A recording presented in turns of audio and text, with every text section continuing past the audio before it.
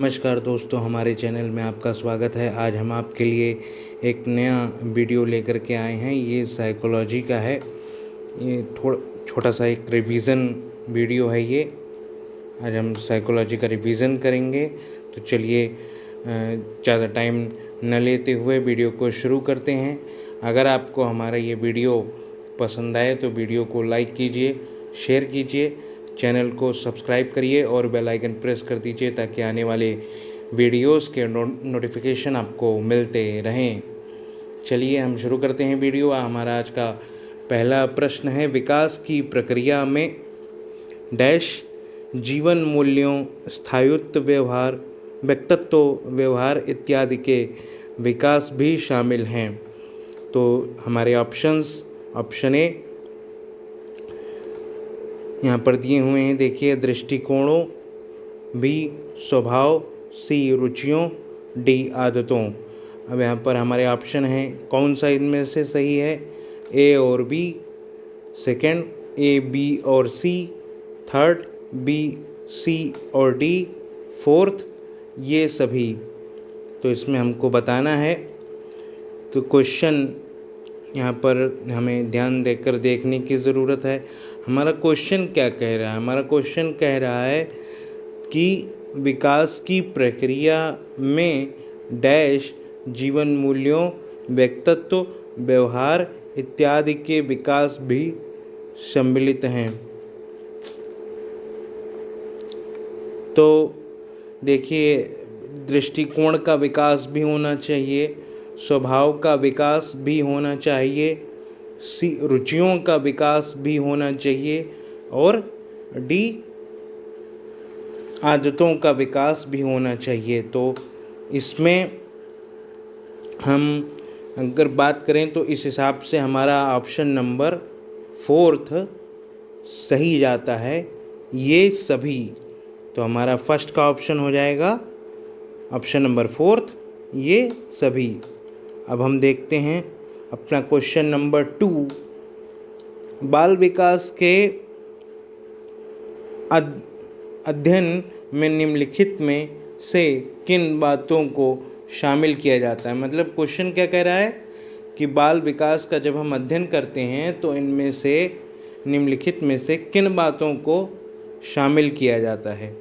देखिए, हमारा पहला जो दिया हुआ है वो कह रहा है ऑप्शन कि आयु के साथ होने वाले परिवर्तनों का क्या स्वरूप होता है।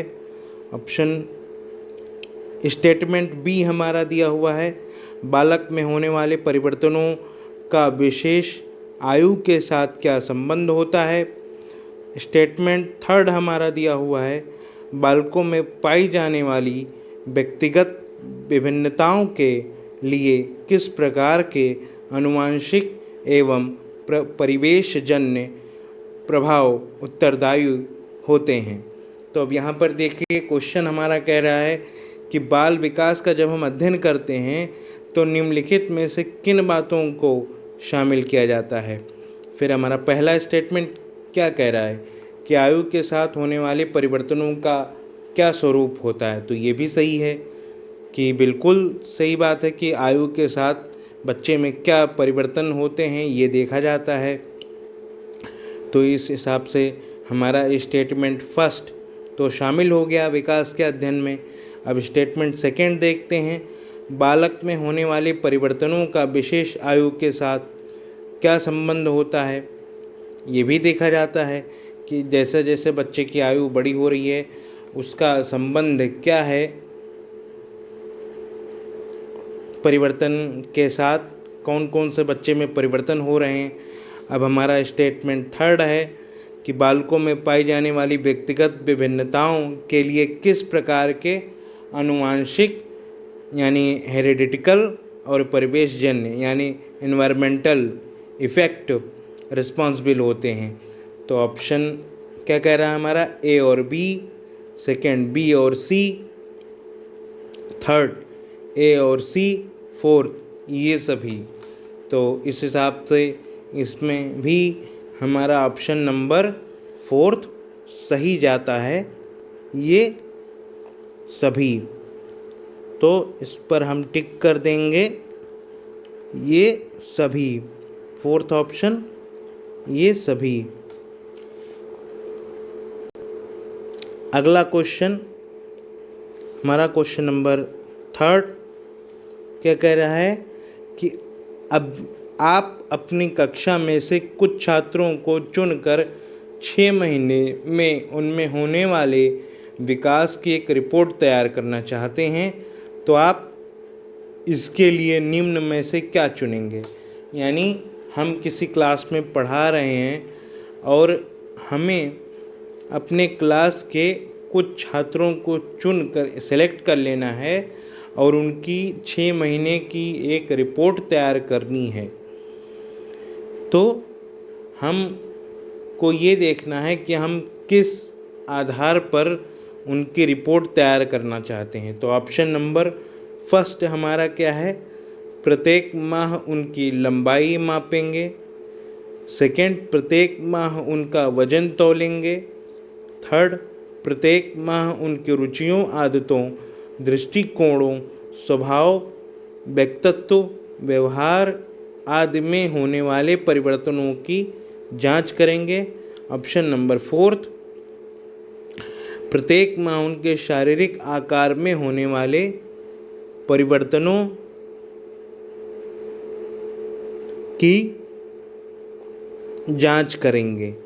तो देखिए, हमें सीटेट का पेपर सॉल्व करते समय ये ध्यान रखना चाहिए कि सीटेट में डायरेक्ट सिद्धांतों से जुड़े हुए क्वेश्चंस नहीं आते हैं, पेडागॉजी के क्वेश्चंस आते हैं और उन क्वेश्चंस में जो ऑप्शंस दिए होते हैं वो लगभग हमको सारे के सारे ऑप्शन सही प्रतीत होते हैं। उनमें से हमको एक ऑप्शंस चुनना होता है। तो हमें ये देखना चाहिए कि बालक की बुराई वाले क्वेश्चंस के ऑप्शंस जो दिए रहेंगे या बालक को बुरा कहने वाले जो ऑप्शंस दिए रहेंगे वो तो हमको सीधा सीधा कट कर देना है। थर्ड, एक कोड हम ये भी लगा सकते हैं, कभी कभी ऐसा भी होता है कि जो ऑप्शंस थोड़ा लंबे दिखाई देते हैं वही सही चले जाते हैं। जैसे कि अब इस क्वेश्चन में ऑप्शन नंबर 3 सही है। प्रत्येक माह उनकी रुचियों, आदतों, दृष्टिकोणों, स्वभाव, व्यक्तित्व, व्यवहार आदि में होने वाले परिवर्तनों की जांच करेंगे। तो इस हिसाब से हमारा क्या होगा, ऑप्शन नंबर कौन सा सही है, 3 वाला सही है। ठीक है, ऑप्शन नंबर 3 जो है हमारा ये सही है कि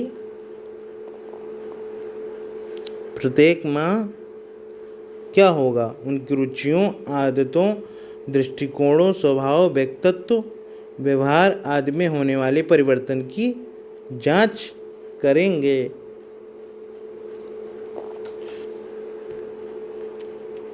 नेक्स्ट क्वेश्चन,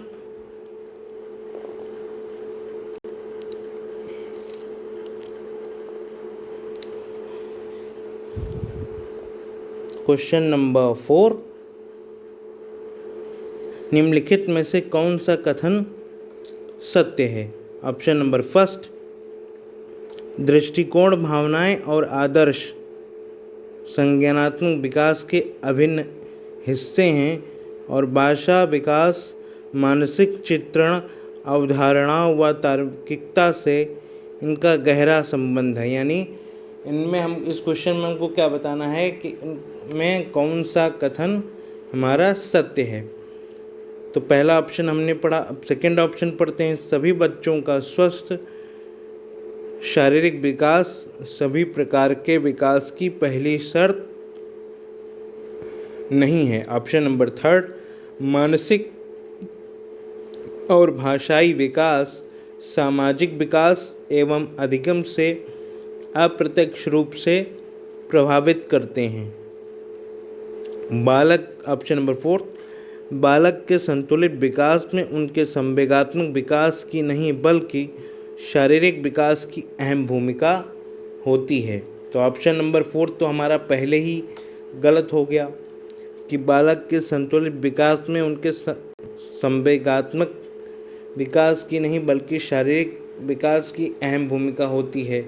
तो ऑप्शन नंबर 4 हमारा इसलिए सबसे पहले गलत हो गया क्योंकि जो बाल विकास है वो बालक के संपूर्ण विकास की ओर ध्यान देता है, न कि विशेष रूप से किसी एक विकास पर। तो इसलिए ऑप्शन नंबर 4 तो हमारा पहले ही गलत हो गया। अब बात करते हैं ऑप्शन नंबर 3 की। तो मानसिक और भाषाई विकास, सामाजिक विकास एवं अधिगम को अप्रत्यक्ष रूप से प्रभावित करते हैं। तो इसमें जो है हमारा ये भी गलत है क्योंकि अप्रत्यक्ष रूप से नहीं, प्रत्यक्ष रूप से प्रभावित करते हैं। क्यों? क्योंकि जैसी मानसिक विकास होगा हमारा और हमारा जो अक्षर ज्ञान रहेगा वो उसके हिसाब से ही हमारा सामाजिक विकास होगा। क्योंकि हमारी बुद्धि अगर तेज होगी तो हम कोई चीज़ तेज समाज में घुले मिलेंगे और हमारा सामाजिक विकास भी अच्छा सा होगा और हमारा अधिगम भी अच्छी तरीके से होगा। तो ऑप्शन नंबर 3 भी इस हिसाब से क्या होता है, गलत हो जाता है, क्योंकि इसमें कह रहा है कि अप्रत्यक्ष रूप से प्रभावित करते हैं, बल्कि अप्रत्यक्ष रूप से नहीं, वो प्रत्यक्ष रूप से प्रभावित करते हैं। तो 3 भी गलत हो गया। अब सेकंड, सभी बच्चों का स्वस्थ शारीरिक विकास सभी प्रकार के विकास की पहली शर्त नहीं है। ये भी गलत है। ये इसलिए गलत है क्योंकि जब बच्चा स्वस्थ रहेगा तभी तो वो बाकी कार्यों में ध्यान लगा पाएगा। कोई बीमार है, अगर आप उससे कोई बात कह देते हैं तो वो पहले ही चिढ़ जाएगा, यानी इस हिसाब से अगर वो चिड़चिड़ा हो जाएगा तो इसका मतलब ये हुआ कि उसका संवेगात्मक विकास भी सही नहीं हुआ और वो पढ़ाई लिखाई भी नहीं कर पाएगा। इस हिसाब से उसका मानसिक और भाषाई विकास भी सही तरीके से नहीं हुआ। तो और अगर हम समाज में लोगों से मिलने जुलने की बात करें तो जब वो बीमार है तो कहाँ लोगों से मिलने जुलने जा पाएगा। तो इस हिसाब से उसका सामाजिक विकास भी क्या हुआ, 0 हो गया। तो इस हिसाब से स्वस्थ रहना क्या है कि शारीरिक विकास के सभी प्रकार के विकास की पहली शर्त है। इस हिसाब से ये भी ऑप्शन गलत हो गया। तो यहाँ पर क्या होगा कि हमारा जो ऑप्शन नंबर 1 है वो क्या होगा, सही जाएगा। Option number 1। ओके। और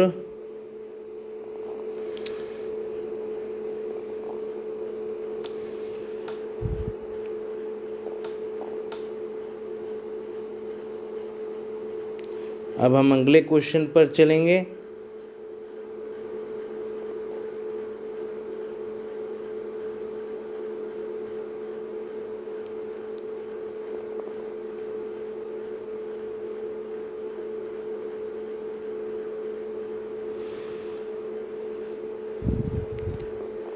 क्वेश्चन नंबर 5, किसके परिणाम स्वरूप बालक अपने निरंतर बदले हुए वातावरण में ठीक प्रकार समायोजन करने में सक्षम हो पाता है?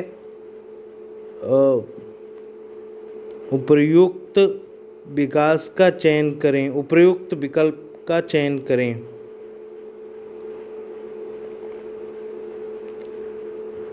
तो हमारा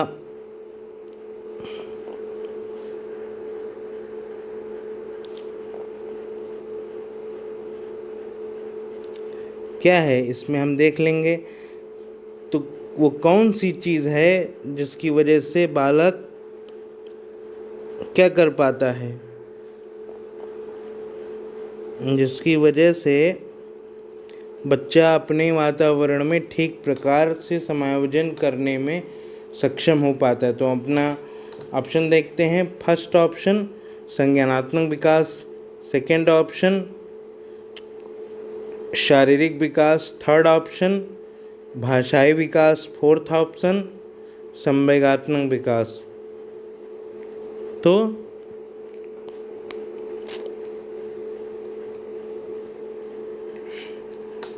इसमें कौन सा सही जाएगा? इसमें ऑप्शन नंबर हमारा फर्स्ट सही जाएगा। क्यों? क्योंकि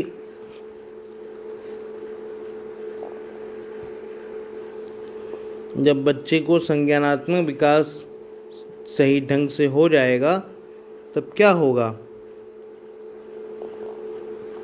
तब ये होगा कि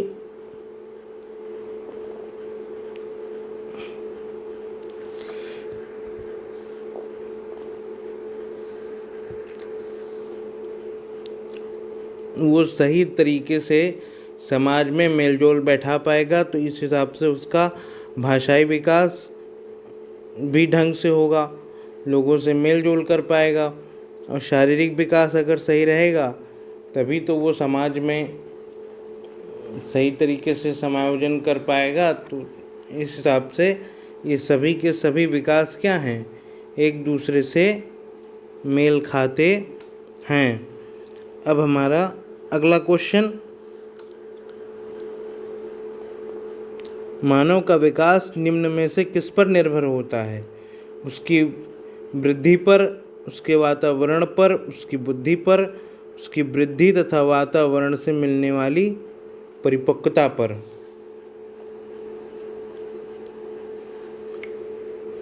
तो इसमें कौन सा ऑप्शन सही रहेगा? इसमें सबसे पहले हम ऑप्शन नंबर फर्स्ट देखते हैं। तो ये ऑप्शन नंबर फर्स्ट कह रहा है उसकी वृद्धि पर। वृद्धि का मतलब होता है कि उसकी ग्रोथ पर। तो उसकी ग्रोथ पर ही केवल उसका विकास निर्भर है, ऐसा बिल्कुल संभव नहीं है। क्योंकि आप शरीर में से तो बढ़ रहे हो, लेकिन आपको ज्ञान कितना है ये थोड़ी पता चलेगा। आपका ज्ञान कितना है ये बिल्कुल नहीं पता चलेगा। आप कितने अच्छे पढ़े लिखे हैं या आपको की बौद्धिक क्षमता कितनी है, मानसिक क्षमता कितनी है, ये तो पता चलेगा नहीं। तो इस हिसाब से पहला ऑप्शन तो गलत हो गया। अब सेकंड है उसके वातावरण पर। वातावरण जो है बिल्कुल, वातावरण मानसिक, सामाजिक और भाषाई विकास पर तो प्रभाव डाल सकता है, लेकिन शारीरिक विकास पर तो जोर डालेगा, लेकिन अप्रत्यक्ष रूप से। क्योंकि हो सकता है कि वातावरण गंदा हो, पढ़ाई लिखे का ना हो, लेकिन आपको खाने पीने को अच्छा मिल रहा हो, लेकिन भाषा या जो है पढ़ाई लिखाई अच्छी ना मिल रही हो। तो इस हिसाब से ये सेकंड ऑप्शन भी गलत हो गया। फोर्थ, उसकी बुद्धि पर। बुद्धि भी ऑप्शन गलत है, क्योंकि बुद्धि तो आपकी बहुत तेज है, लेकिन सही तरीके से उसको डायरेक्शन नहीं मिल रहा है, आपको खाने पीने को नहीं मिल रहा है। तो आप अगर सही तरीके से उसको डायरेक्शन नहीं मिलेगा तो ये हो सकता है कि आप अपनी बुद्धि जो है अच्छे कामों के जगह गलत कामों में लगा दें। तो इसलिए इस क्वेश्चन का आंसर नंबर फोर्थ सही है। क्या कह रहा है? फोर्थ कह रहा है कि उसकी वृद्धि तथा वातावरण से मिलने वाली परिपक्वता पर। इसमें ये देखा जाएगा कि आप कितने परिपक्व हैं और आपकी वृद्धि कैसी हो रही है, और आप वातावरण से आपको कैसी वो मिल रही है, क्या परिपक्वता। तो ऑप्शन नंबर फोर्थ क्या है? सही है। अगला ऑप्शन नंबर 7, कौन सी पाठ्य चर्चा सर्वाधिक उपयुक्त होगी? ऑप्शन फर्स्ट, बालक के शारीरिक और मानसिक विकास के अंतर संबंधों के अनुकूल। सेकंड, देश की सभ्यता संस्कृति के अनुकूल। बालक के शारीरिक एवं सामाजिक विकास के अंतर संबंधों के अनुकूल। ऑप्शन नंबर फोर्थ, उपरोक्त में से कोई नहीं। जिसका आंसर क्या होगा?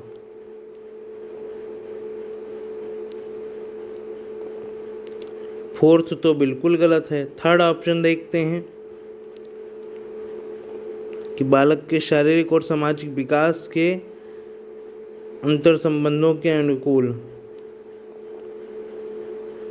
क्योंकि केवल शारीरिक विकास तो हमें देखना है नहीं है, बाकी चीज़ें भी देखनी है, तो थर्ड ऑप्शन भी गलत हो गया। सेकंड ऑप्शन की अगर बात करें तो केवल सभ्यता और संस्कृति पकड़ के तो हमको बैठना नहीं है, बाकी चीज़ों पर भी ध्यान देना है, तो इस हिसाब से इसका ऑप्शन नंबर क्या होगा? फर्स्ट जो है सही रहेगा।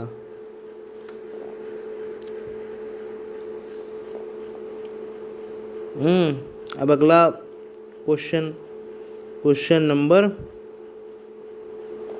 8 क्या कहता है?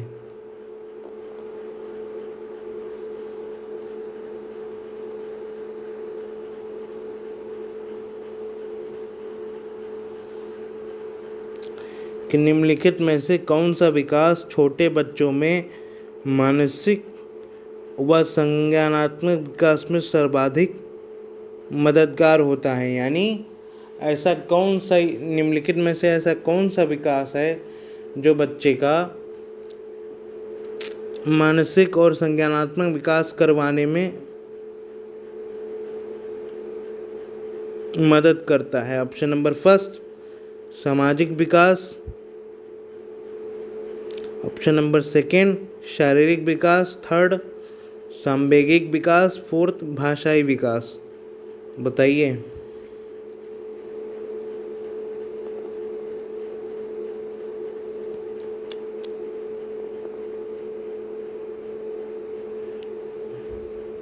तो इसमें बात करेंगे शारीरिक विकास, क्योंकि जैसे जैसे उनकी आयु बढ़ेगी उसके हिसाब से उनकी मानसिक और संज्ञानात्मक विकास भी में भी क्या होगा?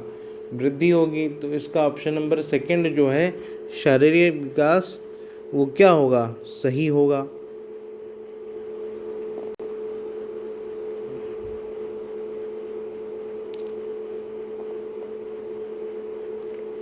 अगला क्वेश्चन नंबर 9, जब किशोर में किसी वस्तु, समस्या या परिस्थिति के लिए निजी स्तर पर निर्णय लेने की क्षमता का विकास परिपक्व होने लगता है, तो इस विकास को कहते हैं। एक बार क्वेश्चन हम समझेंगे कि जब किसी कोई है, वो किशोरावस्था, कोई बालक है मान लीजिए, वो किशोरावस्था में पहुंच चुका है, तो किशोरावस्था में पहुंचने के बाद जब उसके अंदर किसी वस्तु, समस्या या परिस्थिति के लिए, जब वो यानी उसके सामने कोई वस्तु है, समस्या है या कोई परिस्थिति है, जब वो स्वयं निजी स्तर पर यानी किसी का दखल न चाहते हुए जब स्वयं निजी स्तर पर वो क्या करने लगता है? निर्णय लेने लगता है, इसके अंदर ये क्षमता आ जाती है कि वो निजी स्तर पर निर्णय लेने लगे किसी समस्या, परिस्थिति या वस्तु के लिए, तो इस विकास को क्या कहते हैं? भाषाई विकास? नहीं, ये तो गलत है। सेकेंड, संज्ञानात्मक विकास। थर्ड, सामाजिक विकास। ये भी गलत है। सेकेंड, ऑप्शन नंबर सेकेंड की बाद में बात करेंगे, तो फर्स्ट तो गलत है, क्योंकि भाषाई विकास होने से किसी चीज़ का निर्णय तो लिया नहीं जा सकता। इसमें क्या कह रहा है कि जब किसी वस्तु, समस्या या परिस्थिति पर निर्णय लिया जाए, तो भाषाई विकास होने से तो निर्णय लिया नहीं जा सकता। थर्ड, सामाजिक विकास यानी समाज में मेल जोल बढ़ा करके भी निर्णय नहीं लिया जा सकता। क्यों नहीं लिया जा सकता? क्योंकि यहाँ पर सामाजिक रूप से निर्णय लेने की बात नहीं हो रही है कि लोगों से, 4 लोगों से मेल जोल रख के सलाह लेकर निर्णय लेना है। बच्चा क्या कर रहा है, किशोर क्या कर रहा है, निजी स्तर पर निर्णय ले रहा है। तो थर्ड ऑप्शन बिल्कुल गलत हो गया। फोर्थ, मनोगत्यात्मक विकास, यानी इसमें मनोगत्यात्मक विकास की भी बात नहीं हो रही। क्यों? क्योंकि इसमें बच्चे को गत्यात्मक विकास नहीं करना है, उसको निजी स्तर पर निर्णय लेना है। तो ये भी गलत हो गया। तो ऑप्शन नंबर इसमें सेकंड ऑप्शन क्या होगा, वो सही रहेगा। क्यों सही रहेगा? क्योंकि बच्चे में संज्ञान अथवा ज्ञान की वृद्धि हो रही है। संज्ञान का मतलब क्या होता है? बोध है, यानी बच्चों में परिपक्वता आ रही है, समझ की वृद्धि हो रही है, ज्ञान की वृद्धि हो रही है। तो इसमें क्या होगा? संज्ञानात्मक विकास सही आंसर होगा। तो हम इसको लगा देते हैं ऑप्शन नंबर सेकंड, संज्ञानात्मक विकास। ओके, नाउ तो उम्मीद करते हैं कि आपको ये साइकोलॉजी का एक रिवीज़न छोटा सा ये पसंद आया होगा और इससे आपको कुछ नॉलेज मिला होगा। अगर ये वीडियो पसंद आया, साइकोलॉजी के रिवीज़न का ये वीडियो आपको पसंद आया, तो प्लीज़ वीडियो को लाइक कीजिए और शेयर कीजिए और चैनल को सब्सक्राइब करिए और बेल आइकन प्रेस कर दीजिए ताकि आने वाली वीडियोस के नोटिफिकेशन आपको मिलते रहें। और हमें मोटिवेट कीजिए, आपके मोटिवेशन की हमको आवश्यकता है ताकि हम आगे बढ़ सकें। आज के लिए इतना ही। अपना बहुत ख्याल रखिएगा। तब तक के लिए नमस्कार।